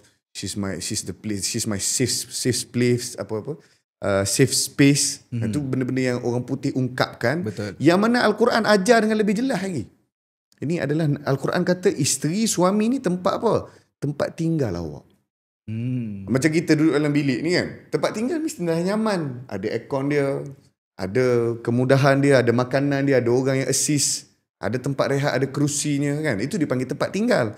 Bila Tuhan menyebutnya kepada seorang manusia, bermaksud orang itu secara asasnya mesti menggembirakan, menyayangi, melindungi dan demikianlah benda-benda yang lain. Betul. Jadi aspirasi agama membawa kita kepada satu sudut yang mana kalau kita buat bisnes sama-sama pun ni lah yang kita pegang. Jangan pergi lebih. You bukan bos, you bukan apa, you adalah pasangan saya. Dalam dunia bisnes pun awak adalah kasih sayang saya. I see. Sebab tu saya walaupun bukanlah kata cemerlang dalam benda ni, tapi back to perkara itu. Kalau macam dah nampak tegang sangat, dah nampak macam terlalu lebih sangat, kita akan fikir, dia adalah isteri aku. Ada yang perempuan pula akan fikir ni suami saya. Betul. Jadi kembalilah kita kepada satu asas yang sama, iaitu kasih sayang dalam masa yang sama, tidak terhad idea-idea yang nak dilontarkan. Kadang-kadang orang controlling sangat pun ada juga. Betul. Awak jangan bagi arahan, saya suami kan? Tak boleh juga. Dengarlah dulu. Kalau rasa mengarut, bagi tahu kenapa dia mengarut. Kalau rasa benda tak betul, justify kenapa dia tak betul. Supaya perbincangan tu tidak jadi close-ended. Terus kata, awak tak payah cakap, awak mengarut. Tak payah.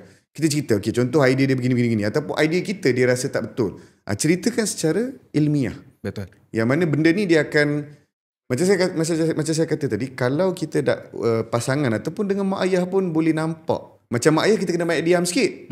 Sebab kita peringkat anak. Tapi dalam masa yang sama kata, Abah, sorry. Abah dah habis cakap, boleh tak saya nak bagi sedikit pandangan. Dia cerita satu. Abah tak nak. Kalau dia tak nak, jangan. Sebab kena ingat, kita dengan isteri mungkin dekat usia tu. Pengalaman bisnes pun mungkin tak jauh. Tapi dengan bapak ni, dia 20 tahun start awal pada kita. Ya. So ada benda yang dia cakap tu yang kita di usia ini tidak capai akal kita untuk fikir. Betul. Lagi. Nanti macam dulu adalah beberapa benda yang saya sebut masa saya belasan tahun, saya rasa macam tak betul. Tapi bila saya dah umur ni sekarang, barulah saya rasa betul apa dia nasihat tu. Jadi kembali kepada apa yang kita tekankan tentang mental illness, kesihatan minda, ini adalah berkait rapat dengan apa yang agama letak position satu orang tu. Contoh tadi macam saya kata, suami dan isteri. Tuhan mengumpamakan ia adalah seperti rumah, tempat tinggal, litaskunu ilaiha, dan diberi arahan untuk duduk dengan dia. Maka kita tak boleh lah, ada ke orang masuk rumah tiba-tiba hentak pintu? Tak ada. Pam! Cakap kasar-kasar. Ada ke kat rumah kita dengar orang macam kat kilang? Bunyi, itu bukan rumah dia, tu dia jadi medan pergaduhan. Betul. Ataupun medan WWE ke apa. Biasa dia kata, bila kita nama kata tempat, dia akan tenang, senyum, bahagia. Demikianlah yang seumpama dengan itu. InsyaAllah. So kalau orang tu menjadi partner bisnes kita, itulah juga penanda aras dia. Supaya kita tak lari lah daripada kejap lagi. Satu lagi, jangan guna perkataan-perkataan kesat. Kalau dengan, saya tengok kadang-kadang antara staff, macam kita lantik HOD ni suka mencarut. Dia panggil dia ni bodoh lah Ustaz. Kita jangan cakap gitu. Dalam kita sebagai seorang pemimpin ataupun sebagai head of department, kita kena santuni. Dia ni kurang sikit Ustaz. Kurang sebab dia tak boleh sekian. Jangan panggil orang, jangan terus label orang ni, tu pun bahaya. Kan? Orang label orang ni bukan keugamaan. Tapi kadang-kadang kita pun manusia, kalau orang tu dah ulang 10 kali benda yang sama, terlepas juga lah mulut kita ni. Tapi sabar. Jangan cepat sangat nak bercakap benda-benda yang mematikan orang lah. Betul. Kalau tak rasa tak suka, buang je. You tak boleh lah kerja, saya berhentilah. Sebab kita pun kena jaga diri kita juga. Dah kalau hari-hari kita ni duk mencarut, payah juga. Kan? Sebab dia tak dapat nak meet apa kita nak minta.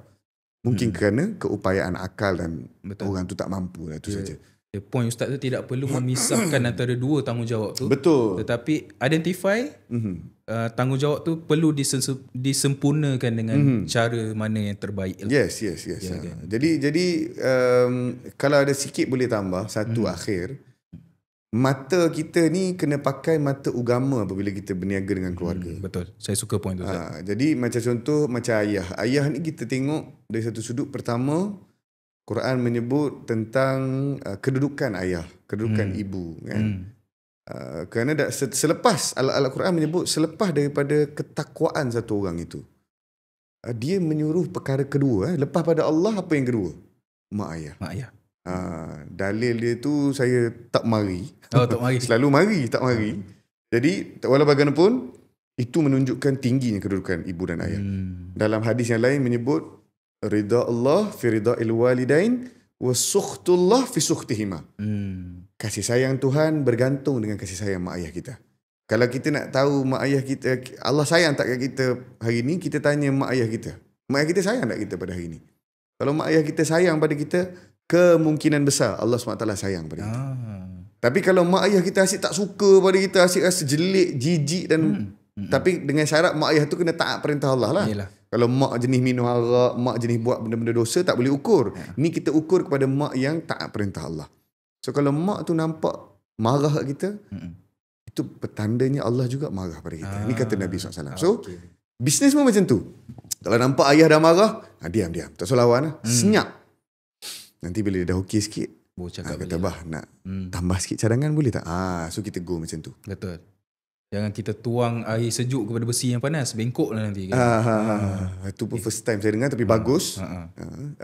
Antara benda-benda yang baik untuk kita buat adalah bercakap pada waktu dia. Ya, relax. Kalau macam isteri mungkin kita kata, awak jangan over sangat, boleh diam. Tapi kalau dengan mak ayah, especially ayah lah bisnes ni, banyak dengar, senyap. Nanti dia okey, kita cakap. Ya, betul. Gitu. Maaf Ustaz. Alright. Untuk yang terakhir ni Ustaz.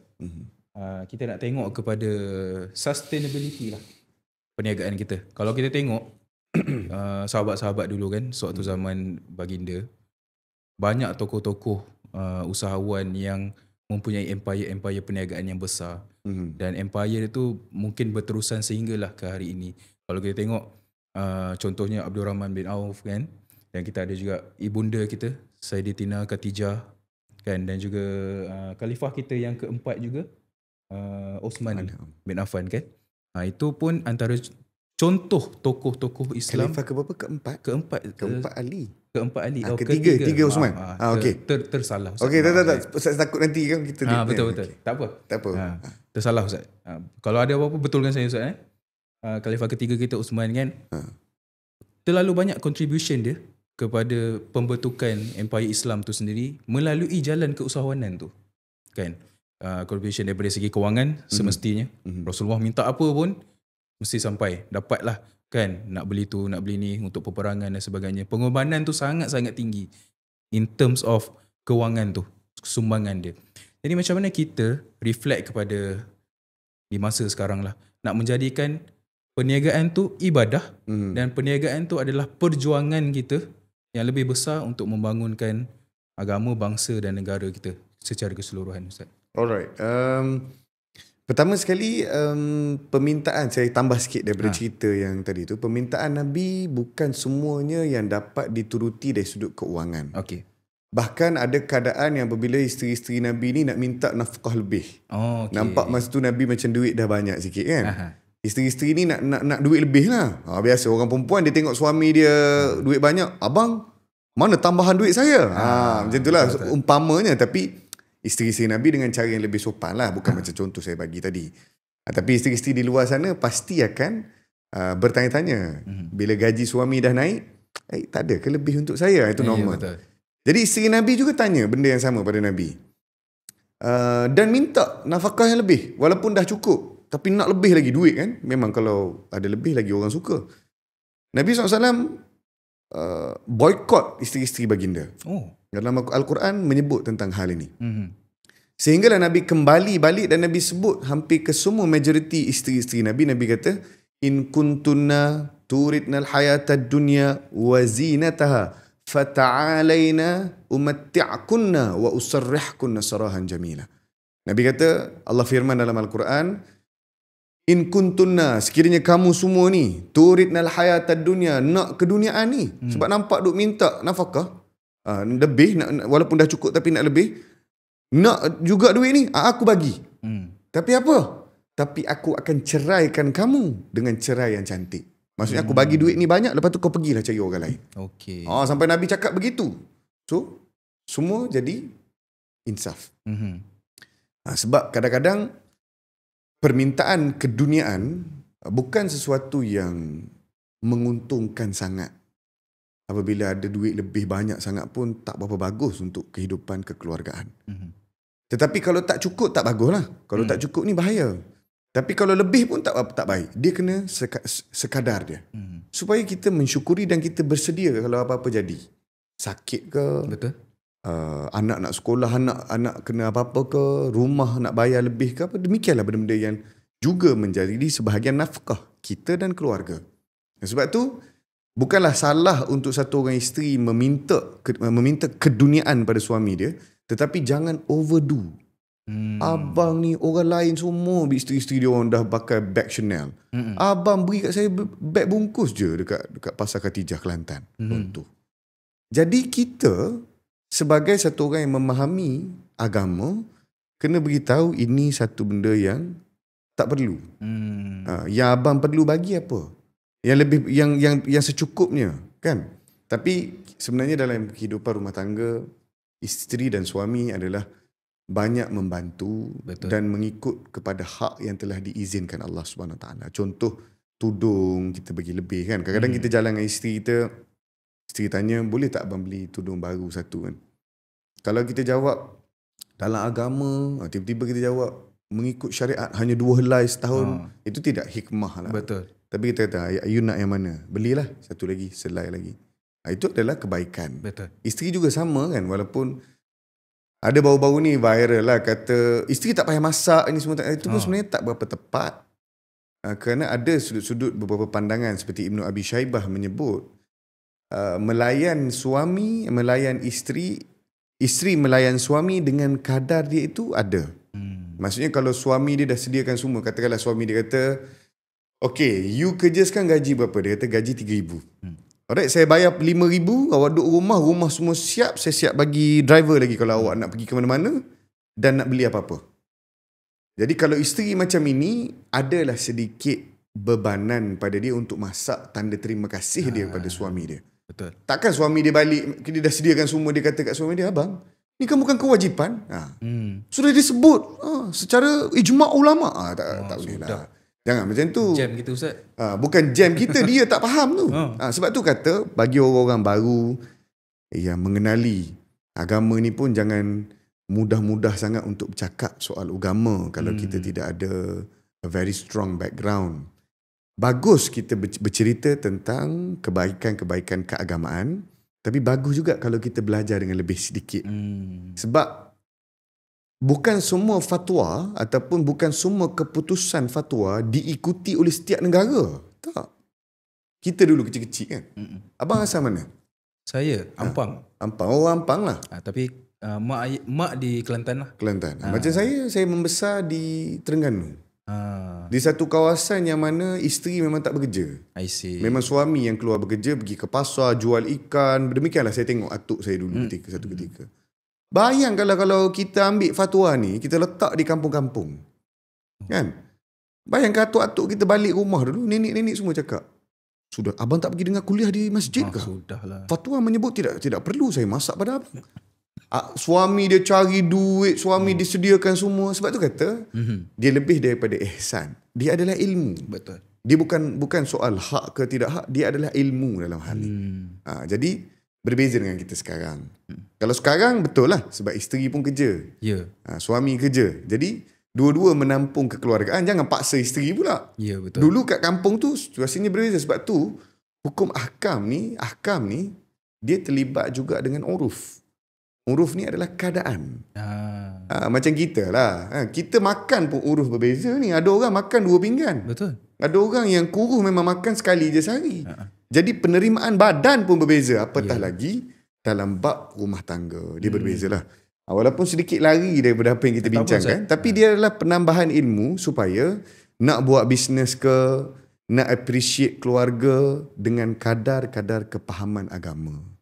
Kita kena faham. Bukanlah. Sebab tu, bila orang nak kahwin kan, Nabi kata, tungkahul mar'atu li arba'. Orang berkahwin kerana 4 hal. Ramai orang berkahwinnya satu orang tu kerana 4 perkara. Kerana pertama, li jamaliha, kerana cantik. Dia kata dia ni cantik. Biarlah perangai buruk ke, dia panggil aku monyet ke, panggil aku cicak kat rumah. Cicak buat air sekejap, dia tak kisah, yang penting cantik. Betul. Dia kahwin. Ada orang buat demikian. Li jamaliha. Lepas tu dia pergi kepada li maliha, kerana harta dia. Dia tak kira dah gigi tak ada, kepala botak ke, rambut tak ada, tak kisah. Yang penting duit banyak.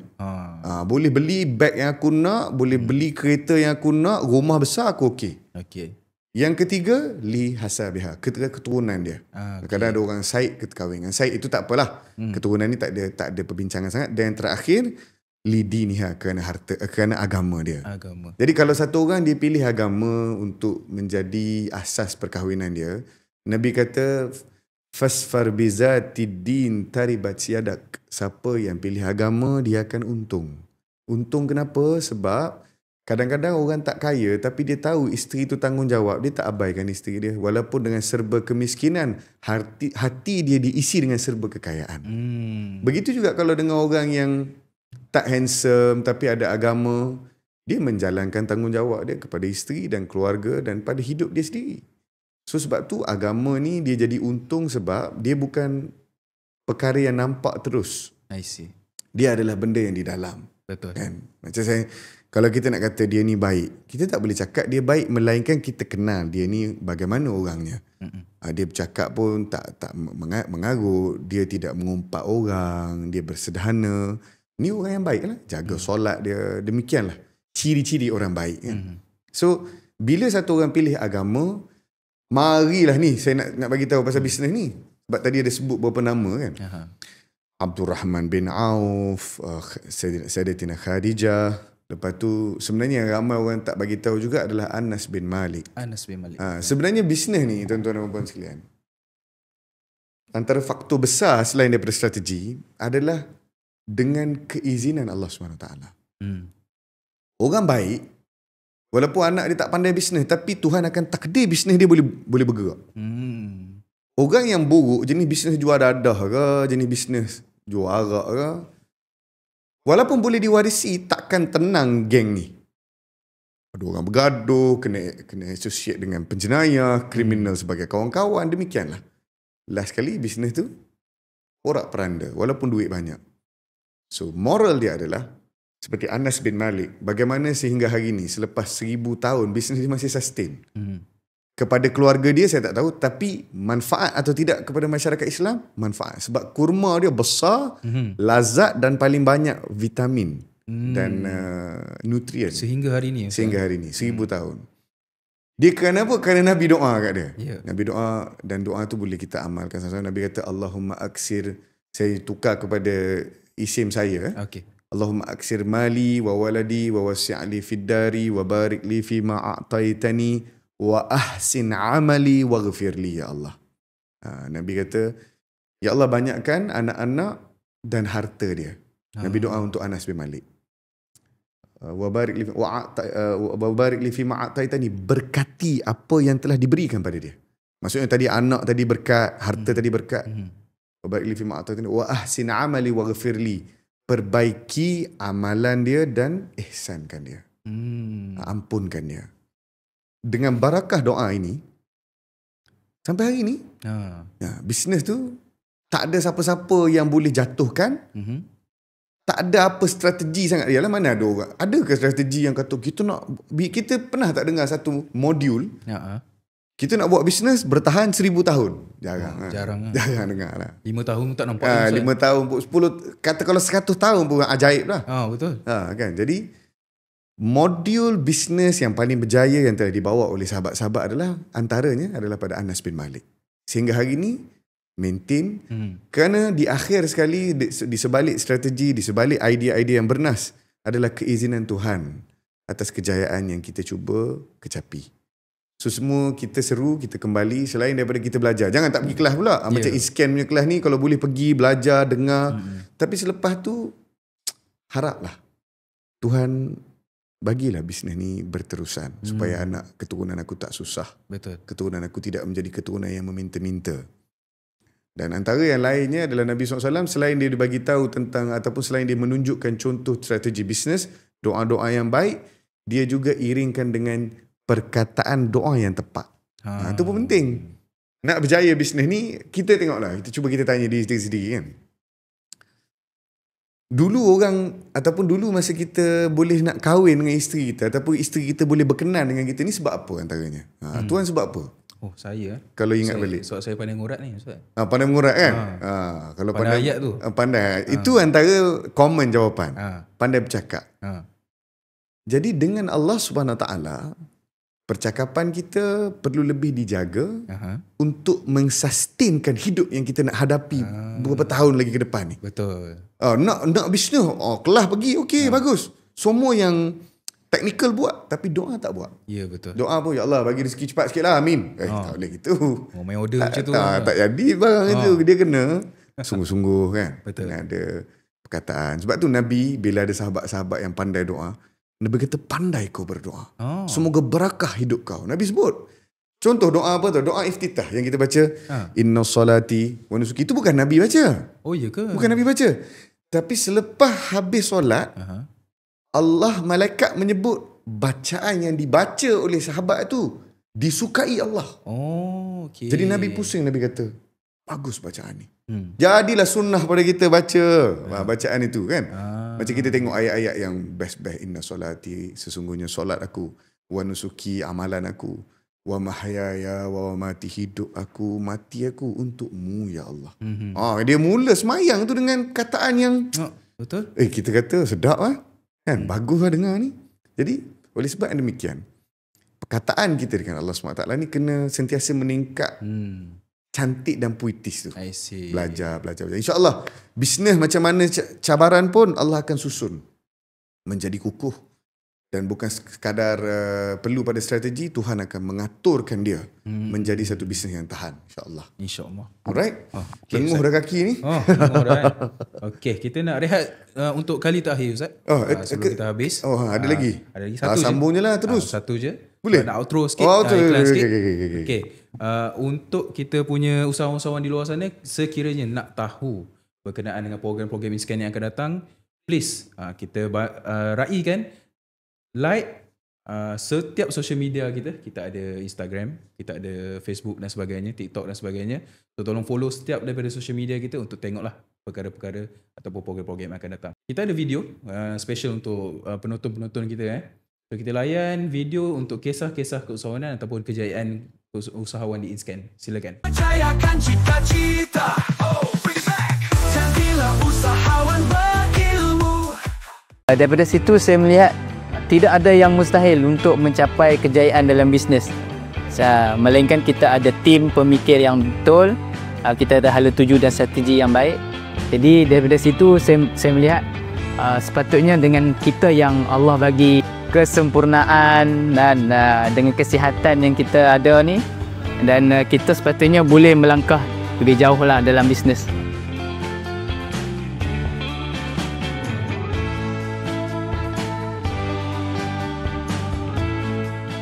Percayakan cita-cita, bring it back.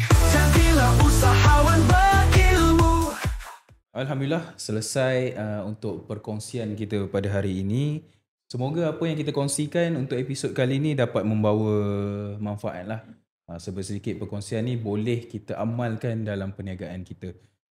Sebelum kita berakhir ni Ustaz, macam biasalah, ni klise sikit, harapan. Harapan untuk kita punya viewers yang sedang menonton ni, apa yang Ustaz boleh sampaikan, kongsikan harapan Ustaz tu. Baik, saya harapan ni dah jadi macam menteri pula kan. Harapan saya kepada semua kan. Tapi saya sukalah kalau tengok semua. Saya ada tengok beberapa budak-budak budak-budak muda yang berniaga bersungguh-sungguh.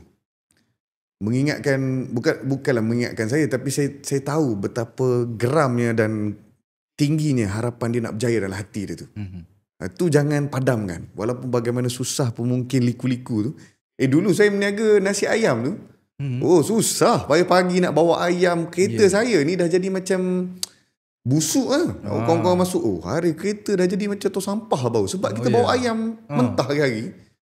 Saya punya keinginan nak berjaya ada F&B ni kan. Jangan putus asa lah. Jangan pernah sekali fikir benda yang kita lalui sekarang mungkin susah tu, dia akan berakhir dengan begitu saja tanpa ada kejayaan yang akan diikuti. Sentiasa menjadi satu orang yang terbuka fikiran dia, semangat diri dia. Dan buat bisnes ni bukan semata-mata untuk kaya, tapi untuk jadi satu orang yang lebih menyeluruh kemanusiaan dia. Maksudnya dia tak kisah tentang kerja banyak, dia kuat atas apa yang cabaran yang hadir, dia cerdik dalam menyelesaikan masalah, dia pandai menyantuni rakan-rakan sekerja, dia tidak menjatuhkan orang lain. Dan menjadi orang bisnes ni, di kemuncaknya itu adalah pergantungan kepada Allah tu tinggi. Kadang-kadang kita kan, semalam kita dapat jual 15 pinggan nasi lemak contoh. Kita doa, ya Allah besok ni bagilah dapat jual 30 pinggan. Tak pernah kita sangka kita nak doa supaya Allah dapat jualkan bisnes kita. Tapi selepas kita masuk dunia bisnes, sebab mungkin kita dah cuba segala cara. Sudah pun kita belajar, sudah pun kita aplikasi, mencari staf-staf yang baik dan bagus dengan izin Allah SWT. Tinggal terakhir itu adalah harapan harian. Ya Allah bagilah bisnes aku ni mudah. Orang tertarik, orang sayang, orang suka. Dan kalau satu hari nanti sudah kaya, jangan lupa pula untuk banyak bersedekah. Semua orang-orang yang berjaya saya jumpa setakat ni. Daripada Tan Sri sampailah ke Datuk-Datuk, sampaikanlah juga kepada orang-orang yang revenue bisnes dia ratusan juta. Dia adalah orang yang pemberi dan mudah bersedekah. Dan kalau kita sebut tentang sedekah ni, sebab gini tau, dia mungkin hari ni ada yang menonton usia 20-an, yang mana tengah semangat. Dia masuk 30-an masih semangat lagi. Tapi bila masuk 40-an, 50-an, dia dah start fikir dah, badan dah tak larat. Dah tak dapat nak kecapi apa yang dikecapi seperti mana dahulu. Ataupun dah tak ada sangat dah. Dia mula fikir soal akhirat pula. Mati pula lah. So, masa muda kalau ada orang fikir tentang mati ni, kebiasaannya dia memang akan jadi kaya. Sebab dia akan beri balik. Allah SWT berfirman, laula akhartani ila ajalin karib. Kalau orang yang dah mati sekarang dibangkitkan kembali dan ditanya, nak buat apa? Fa'asaddaqa, akan aku beri sedekah. Kerana sedekah ni dia menyeluruh. So, kepada yang sedang nak berjaya, jangan mengaku kalah. Kepada yang sudah banyak duit, mungkin juga peniaga yang hebat pada hari ini, banyakkan sedekah. Jangan kupik. Jangan kupik. Rasa duit ni boleh bawa sampai mati. Tak ada. Betul. Banyak sedekah. Belanja keluarga, mudahkan keluarga, belanja mak ayah. Kerana itulah kehendak agama. Ku anfusakum wa ahlikum nara. Jaga diri kamu dan keluarga kamu daripada api neraka. Kadang-kadang ada ayah-ayah di sini ataupun keluarga dia kaya, tapi terlalu susahkan anak sampai anak mencuri. Itu dah tak jadi, tak bagus, tak perlu jadi kaya dah. Betul. Jadi baik jadi orang yang mempunyai harta dan juga memberi didikan, kepunyaan, pemilikan harta pada anak-anak dengan kadar dia. Jaga keluarga, jaga family, jaga diri sendiri, keutamaan untuk kita boleh dapat jaga society as a whole. Dalam bisnes. Betul. Dan juga dalam kita fikir soal akhirat sedikit lah. Wallahualam, saya rasa itu saja harapan saya yang mungkin tidaklah setinggi bintang di langit, tetapi itulah yang realiti berlaku dalam masyarakat. Itu sajalah. Baik. Alright. Daripada pihak kami Ustaz, kami ucapkan jutaan terima kasih kerana sudi terima jemputan kami untuk InScan Biz Live ni. Harapnya ini bukan kali yang terakhir lah kita berjumpa. So akan datang insya-Allah kita jemput lagi lah. Okey, terima kasih juga atas perkongsian bersama dengan usahawan-usahawan kita. Jadi rumusan daripada saya, insya-Allah jadikan perniagaan tu Ustaz sebagai satu ibadah. Kan kita letakkan punca rezeki itu kepada Allah Subhanahu Wa Taala. Dia yang Maha memberi. Dia juga yang Maha menentukan segala apa orang kata kita punya perjalanan ni. Jadi letakkan sepenuhnya kepada dia dan percayalah punca rezeki itu akan ada bila kita serahkan segala urusan kita ni kepada dia dan sandarkan semua tanggungjawab kita ni kepada amalan-amalan yang mengikut kepada agama kita. InsyaAllah semuanya akan jadi terbaik lah. Okey, jadi bagus lah penutup dia. Macam ustaz dah. Kan? Boleh lah Ustaz. Saya masuk pencetus rumah lepas ni. Boleh kalau ada buka lagi lah. Itulah. InsyaAllah. Alright. Okey. Jadi sikit iklan sikit lah. Iklan. Nak outro ni kan. Pesanan penaja kita lah. Jangan lupa untuk follow semua social media InScan. Kita ada Facebook. kita ada Instagram, kita ada juga TikTok. Yang paling latest sekarang TikTok lah Ustaz. So kita nak tuan-puan semua yang tonton ni follow, ramaikan lagi kita punya follower supaya tak terlepas lah program-program kita yang akan datang. Banyak sangat program yang kita nak bawakan kepada usahawan. So jangan terlepas. Dan dengan tagline kita lah, jadilah usahawan yang berilmu. Itu yang paling penting. Dan jom join Scan. Sekian saja untuk sesi kita pada hari ini. Jumpa lagi episod-episod yang akan datang. Ada lagi episod. So nantikan apa topik yang seterusnya dan speaker siapalah. Terima kasih. Assalamualaikum warahmatullahi wabarakatuh. Terima kasih. Jangan tunggu lama-lama, jadilah usahawan, penuh ilmu di jiwa. Mari ke hadapan, bawa semangat membara. Oh say what, jadilah usahawan